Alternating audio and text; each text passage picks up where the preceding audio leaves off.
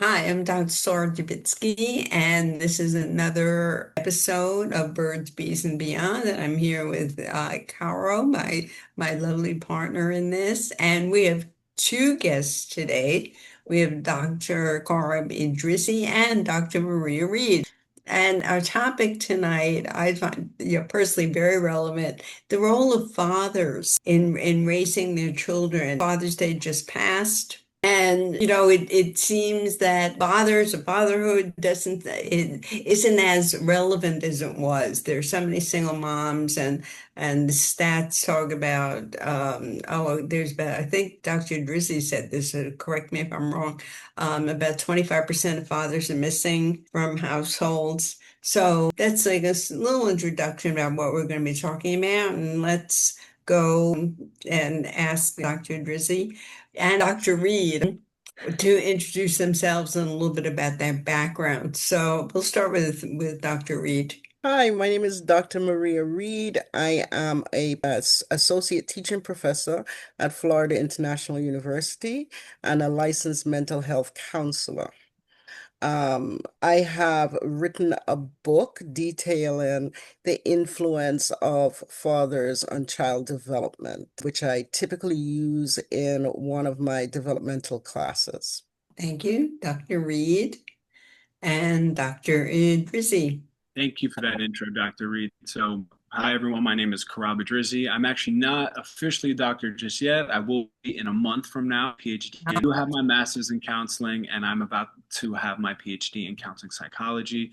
I am also a husband and a new father. So, those are some of the credentials on this topic. And I'm also just very interested. So, I say as up to date on the research as possible, although a lot of what I will be talking about will not be the research that I have conducted. It is summaries of other research. But I look forward to learning from Dr. Reid and from everyone today and discussing this very important topic. Wonderful. And my friend Carolina. Thank you. Thank you. Hello, everyone. My name is Caro. If you guys haven't met me yet, me and Dr. Sora have been doing Birds, Beans, and Beyond for almost about a year now. Really happy about that. And I'm a student at Florida International University, currently studying psychology and minoring in philosophy. And I am here to be with these wonderful people and wonderful educators to inform the public about information that we don't really talk about. So without further ado, I would like Dr. Sora to start us off with our topic for today. Role of fathers in raising children in the society. Have fathers, it would seem from the way the media presents it, a number of single mothers, it would seem fathers have become redundant. So let's start with the father. How do you see your role in raising your children, and what role are you taking now? Well, the idea of fathers being redundant, I think it's really interesting because there's that popular meme of fathers kind of being absent from the home. And in some sense, it's true, and in another sense, it's not. So I know that 25% of children grow up in the US grow up in homes without a father in it. Yet the fathers who are present in the home spent a lot more time, like four times the amount of time compared to 1960 with their kids. So the fathers who are there are super present, are doing an incredible job, but the fathers who are not in the home kind of give the rest of us not great marketing. So in terms of how I'm trying to show up as a father, I'm trying to be part of that statistic that is really in the home and is present with my daughter and my wife as I can be. I'm really so my daughter's 7 months old right now, and I saw my role in the first couple of months really just being supporting my wife. And I think men often struggle in the first few months postpartum. I know I did, and I know a lot of my friends did as to how to support their wife, especially if mom is breastfeeding. Right, I can feel helpless. Like I can't even take the feeds off her hands. There's not much I can do, and so I really tried to wake up in the middle of the night with her just for moral support while she was doing the feed, because I understand the research on postpartum depression. I'm a clinician, and I wanted to preempt that, and I wanted to show her how much I care and how much I love her and how much I would support her in the ways that I could. And now that my daughter's a little bit older, I can play with her, and that's been very enjoyable. The first month, there wasn't as much of a reciprocal relationship with my daughter, and that was hard. That was hard for me. I loved her to death, and I loved becoming a father, but the act of being a father wasn't as engaging as I thought it might have been in the first month. And so mom really took the lead, and I let her. And she allowed me to be her passenger in the passenger seat, just helping her um, kind of run the household at that point. So that's kind of the role I'm taking right now. And I imagine it's going to shift. Every month she hits a new regression and then a progression and then a regression. So I'm just taking it day by day, but very eager to learn from you all today.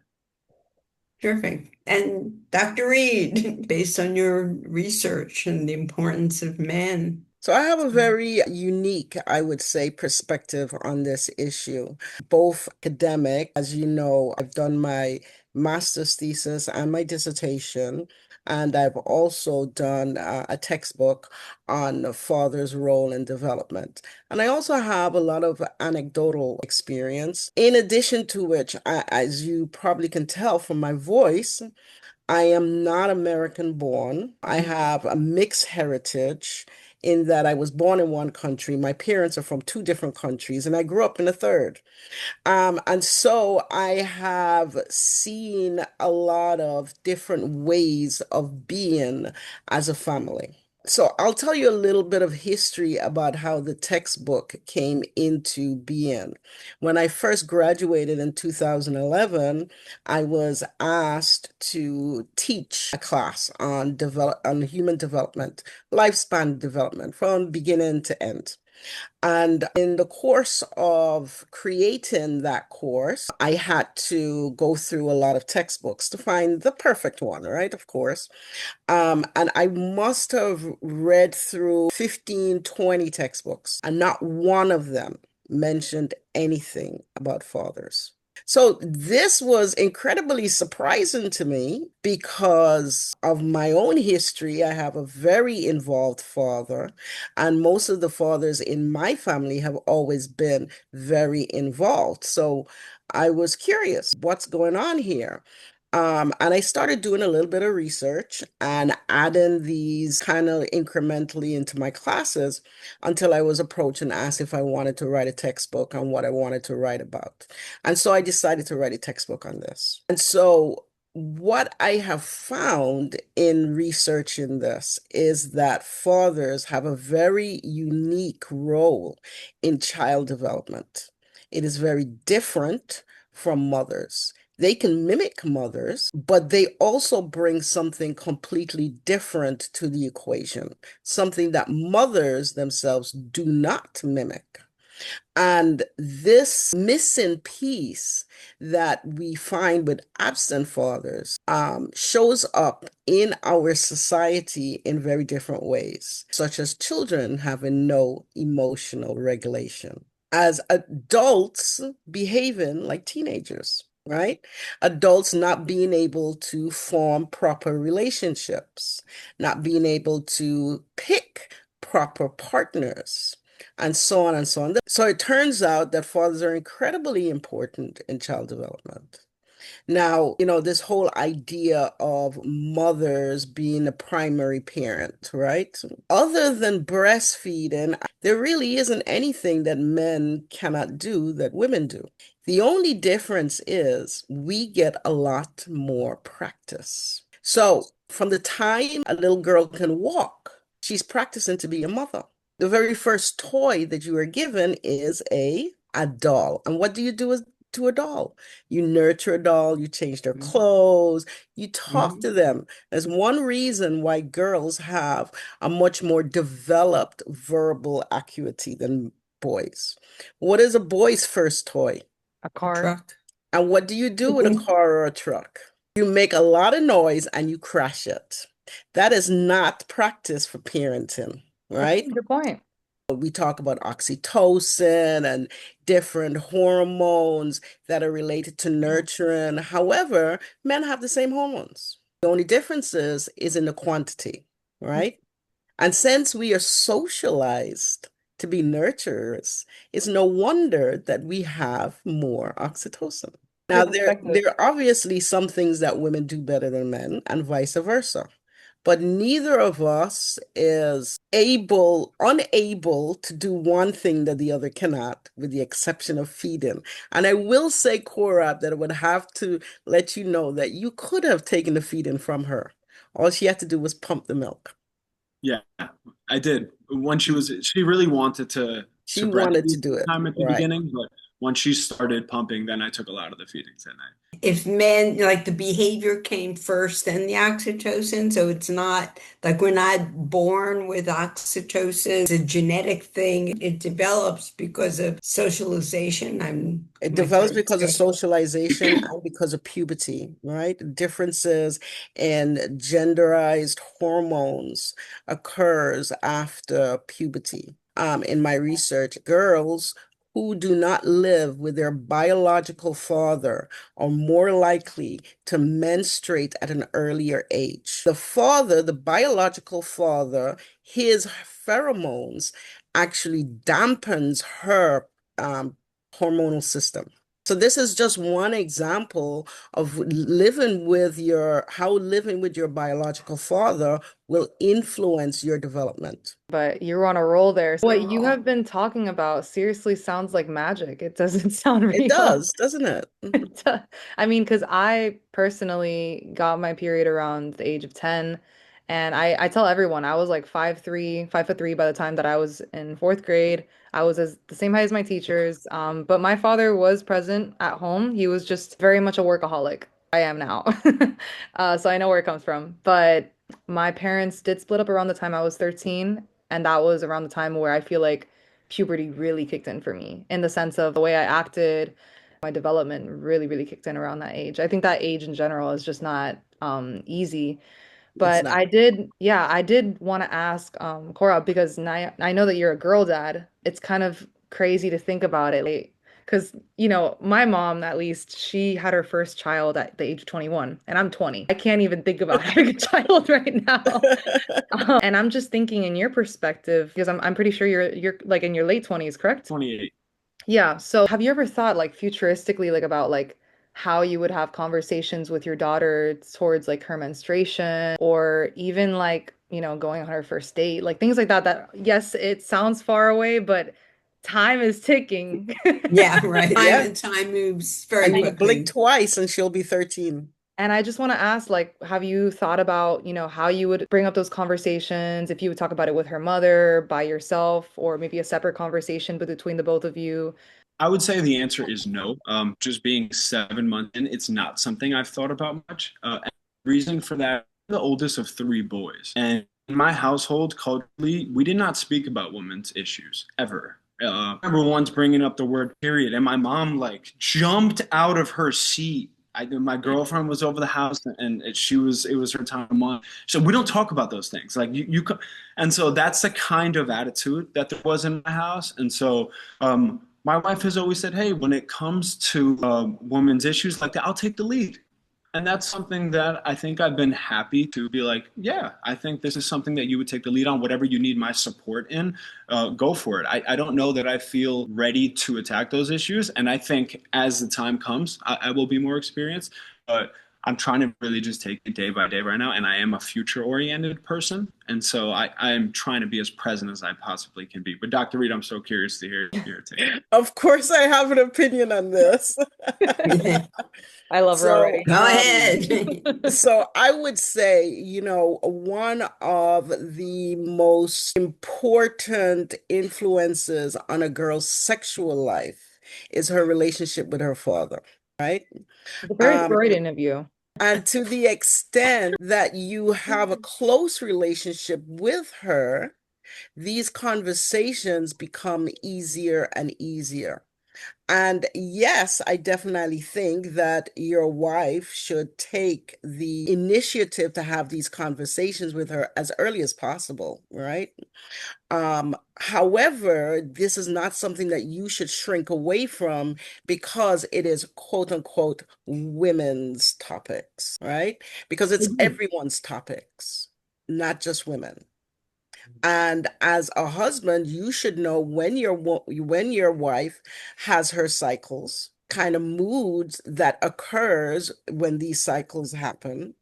And therefore, you should be able to instruct your daughter as well.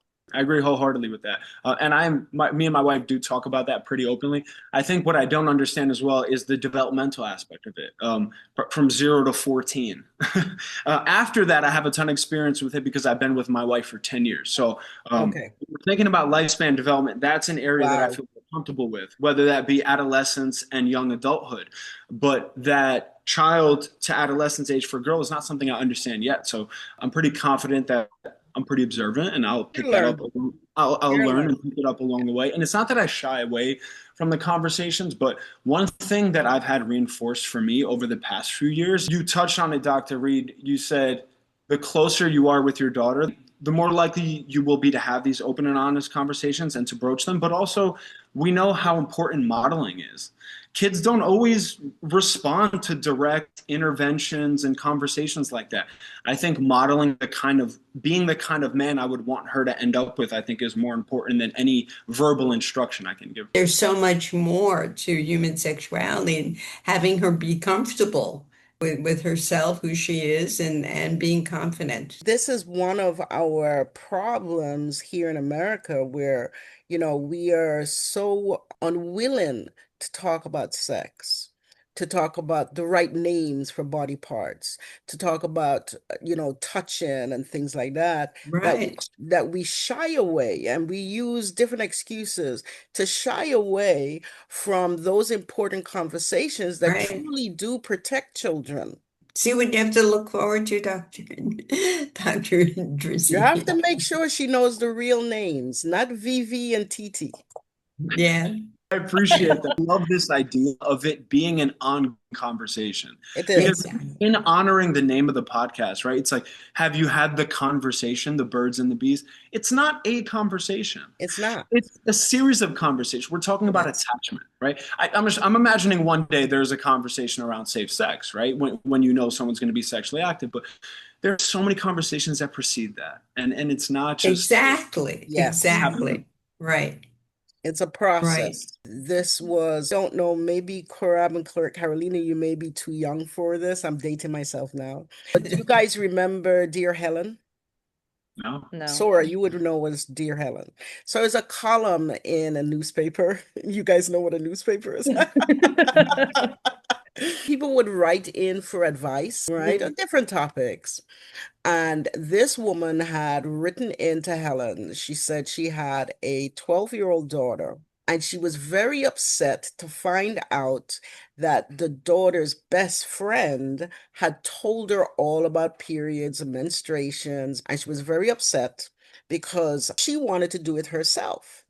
And she wanted to know if she should call the best friend and tell her off, or call the best friend's mother and tell her off. Oh no. And I thought that Helen gave a masterpiece of advice. And she said, the only person you are supposed to tell off is yourself, because you had a job to do and you didn't do it. The fact that somebody else did it, which is always going to happen in society. Your children go out and they learn things from others. And the extent of what they learn depends on what you're telling them at home. And the fact that her daughter reached the ripe age at 12 and didn't know anything about periods is utterly, completely irresponsible for a parent, especially when girls are getting their periods today at an average age of 11 and a half. And Wow. depending Wow. on their weight and ethnicity, it could be as young as 10. Yep. And precocious puberty is now a thing, with girls getting their periods as young as 5. Wow. It is one of the side effects of obesity, unfortunately.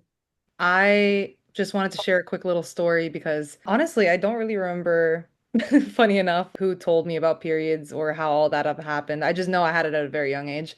But my mother was born in 77. She had her period for the first time and she thought she was gonna die.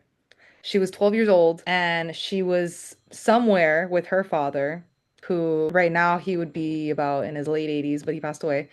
He didn't know about anything about periods, like at all. Like he didn't know what a period was. So my mom was like, I'm bleeding from my vagina. I think I'm gonna die. And he took her to the hospital and it was a shit show. Wow. Wow. And I'm an old soul, but I have a lot of modern thoughts. And Wow. that just goes to show I'm really glad in a way, at least now it seems like a lot more men are a little more informed in that department.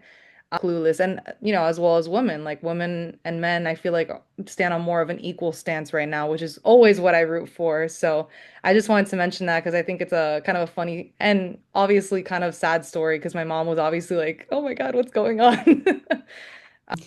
If there's stress, if your daughter child is stressed for whatever reason, who does she go to? Does she go to mom or does she go to you? Do you take over the role or yeah, have you ever taken over the role of being the nurturing one? I love this question. First things first is I was in the delivery room. I think that's a very different thing. My father was not in the delivery room when any of his kids were born. My father-in-law was not in the delivery room. They were all out having drinks, celebrating, and they tell that story fondly. I change diapers. I do everything. I do everything except breastfeed. And I'm very proud of that. And sometimes that's looked on from men in my culture as being weak, as being feminine. And sometimes I get looks about that. Sometimes I have a family member who's kind of shows up as a parent the same way I do, and family members have made comments about him being overly feminine as a father, and that's upset me. And that's when we were expecting, and I knew I was like, they're going to say the same thing about me in 6 months. Are there things, from your daughter's perspective, are there things she will run to you for, or is that any different than things she'll go to your wife for? Well, she's 7 months, so it's we're still learning on reading those cues. She is not crawling or walking just yet. But I have noticed differences in the way that she engages with me and my wife. And the research, funny enough, support. I noticed it first and then researched it. But babies as young as 2 to 3 weeks respond to fathers differently than they do their moms. Their eyes are more wide. Their mouths are open wider. It's like a more activated Wow. response. Whereas with mothers, they're more like, eyes closed, just a little bit more cuddly and closed. And I play with her. I played with her before my wife did. And I see Dr. Reid laughing, but it's like I started that rough and tumble play maybe too early. I mean, before she took Korab. Yes. When you said not in your culture, what culture is that? So I'm Albanian and famously kind of brag about never having to do any childcare Are duties. you are you also It's just Muslim? about, I was raised Muslim, yes. Okay. So I would be curious as to what the research shows in how those cultural contexts really do inform parenting, because it's something I understand anecdotally, but I'm wondering if you could speak to that. So my research has shown, and what I know from my own experience is that Black American and Afro-Caribbean fathers are typically much more involved in childcare, and it is accepted, it is expected, it is not looked on as feminine. The truth of the matter is, Black families have not had the luxury of being a stay-at-home parent. All parents had to work. And many times you will find multiple generations living in the family, sorry, living in the home. And so the parents may not have been the primary caretaker. It may have been a grandparent or an aunt or an older sister. And this ties into something that we wanted to talk about next is attachments. And you will Mm. find that these children become significantly attached to their primary caretaker. So attachment is not between baby and mother, is Mhm. between baby and primary caretaker, whoever that may be, Mm. mother, father, grandparent, aunt, any surrogate, any person who is there for that child. And it becomes this bidirectional relationship where the child learns to trust this individual will meet all of their needs. Now, as you had said, you were the first one to play Yeah. with her. And this is one reason why children, babies, prefer their fathers because they're the fun parents. They play with me. I want to play. I want to laugh. Yes. And I have all those big eyes. He's going to surprise me. He's going to do something weird and uncomfortable. But wow, it's great. It's like going on a roller coaster, right? Your heart is thumping. You want to die. But guess what? You go back on. right? So she loves it. She loves you. But then when she's upset, she wants the person who is going to hug her and hold her first. In your dynamic, that's your wife. Yeah. Yeah. It's not That's it. Right. That always, would be the wife. but Yes. it's yours. You've taken on that role as the playmate, the fun parent. I'm very grateful that my wife allows me to play with my daughter. And that's not something you see all the time. Sometimes mom is protective. Mom carried the baby for 9 months. And so when she sees dad engaging in rough and tumble play, she puts an end to it. And so of course there's a fine line, right? Like you can certainly hurt the baby. But I just want to speak to that idea of a parent allowing the other parent to parent the way that comes naturally to them. Because I think sometimes with mothers being the default parent so long, when dad tries to come in and play, I've seen in my own experience and in the clinical setting, mothers put a stop to Yeah, that rough and and tumble play. And it's that is unfortunate because that is part of this idea that has evolved in our current society that mothers know best, that mothers are the best Mhm. parent. And this is not always true. Yes, they are protective, but there is such a thing as being too protective, right? You can hover, you can blanket. They have to have these experiences, right? That even in play, and you see it even in the language where fathers push their children outside of their comfort zone. And this is part of their emotional development. For a mother, it may be uncomfortable, but they need to have these experiences where they are not nurtured, they are not comforted, and they understand that they have to learn to regulate themselves. And they won't learn how to do this unless they're pushed to do it. And Interesting. that's where that fine line that you're talking about comes in. And also, that's where conversations between couples come in. She's going to stop you, and you have to tell her, no, I need to do this, but not in Yes. front of the child, okay?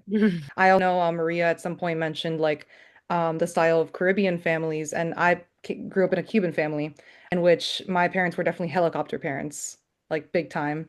I definitely felt like because of the culture, there were a lot of things that they did not understand about me growing up. And I want to hear Dr. Sora's perspective and more of how you think your culture affected your childhood. Relationship with my father was troubled.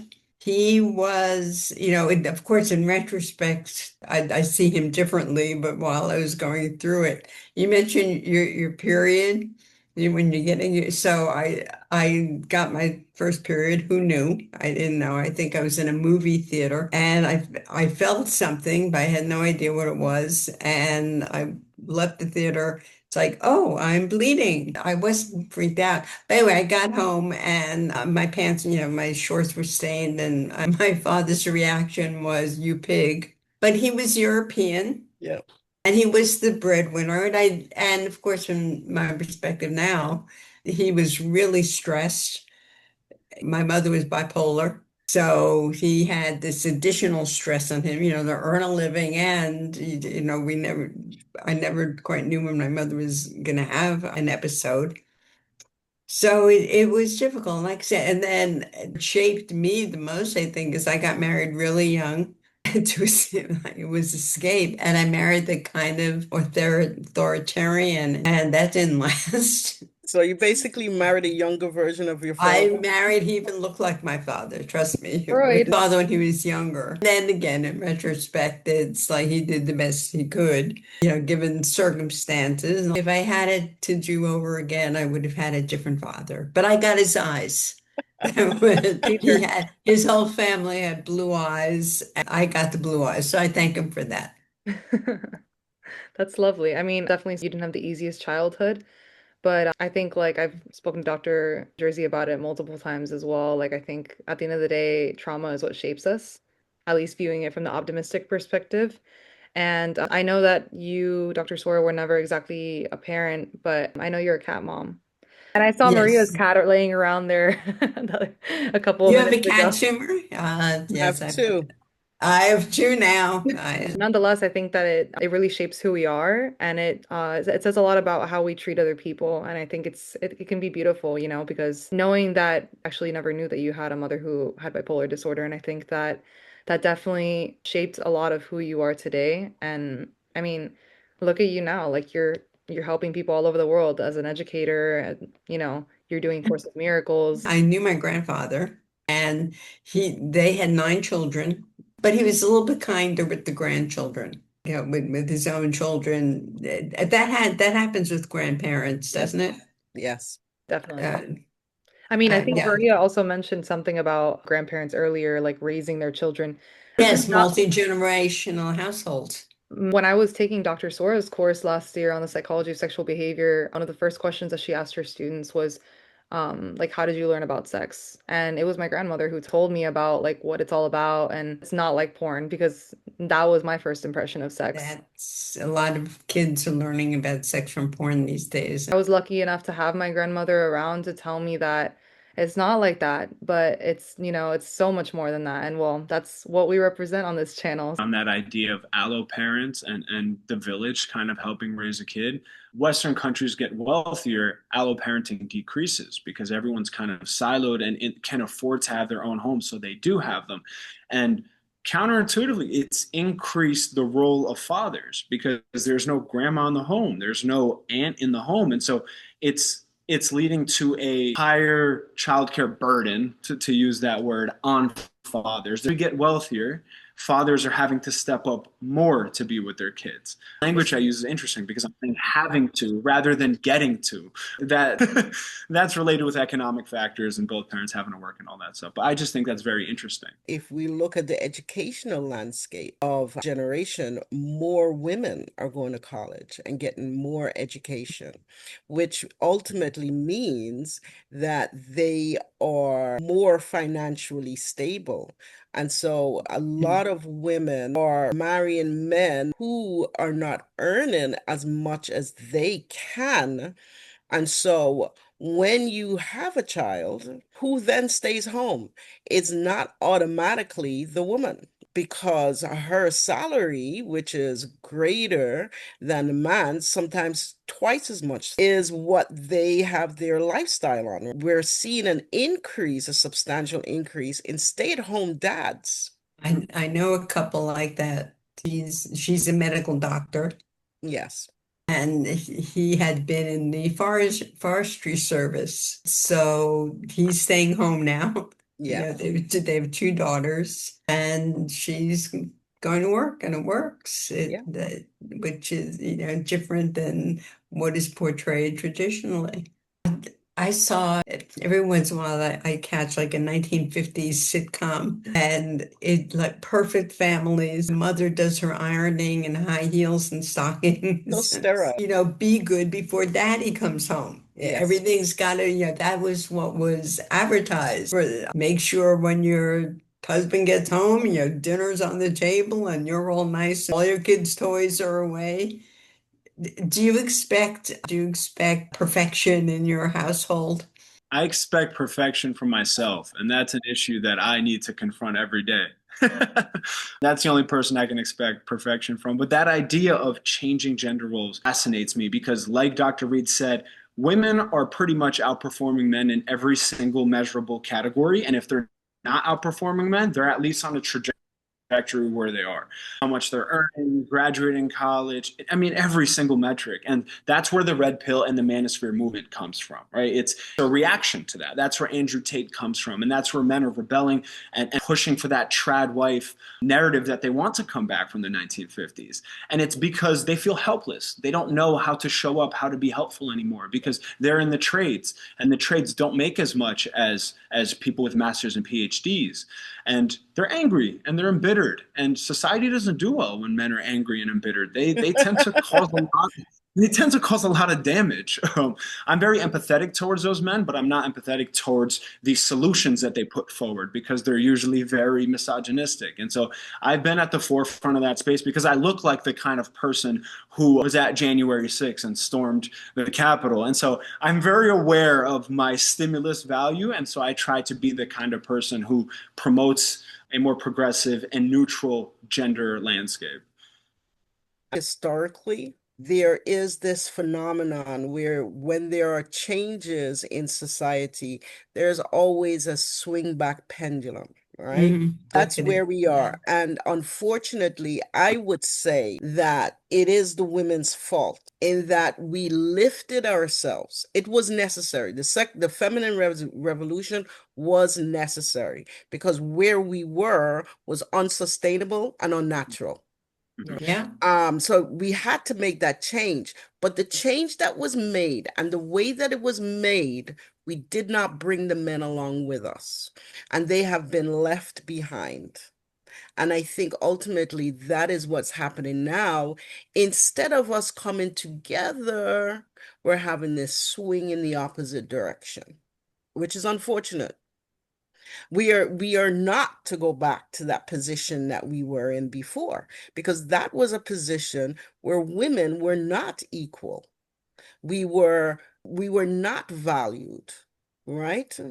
We cannot go back to that place. And if we do, unfortunately, it will not be nice for the men because we do have the means to protect ourselves. Well, I was going to ask Dr. Idrizi, how many children would you like to have?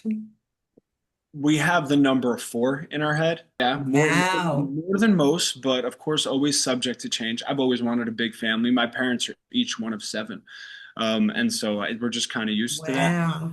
I did want to respond to something Dr. Reid said because I heard her express compassion towards men and empathy towards the men who have been left behind, and that's not really something I'm hearing from women towards men nowadays. And rightfully so. I understand that because men are standing on tables and yelling at women to go back into the kitchen, and so they don't have a lot of compassion for that kind of language. But when I hear you say that, I'm very appreciative of that because I think sometimes a narrative can be like, hey, it's our time to shine. And yes, and you have fathers and you have Yes. brothers and you have cousins and you have Yes. sons. And so Yeah. that's where that anger comes from. And if we don't respond to that, you get a Donald Trump. Yes. And crazy enough, we haven't had a female president yet. No, you know what? I've always said that we were much more likely to get a black president or a president of color than we are to get a female president because America is much more misogynistic than they are racist.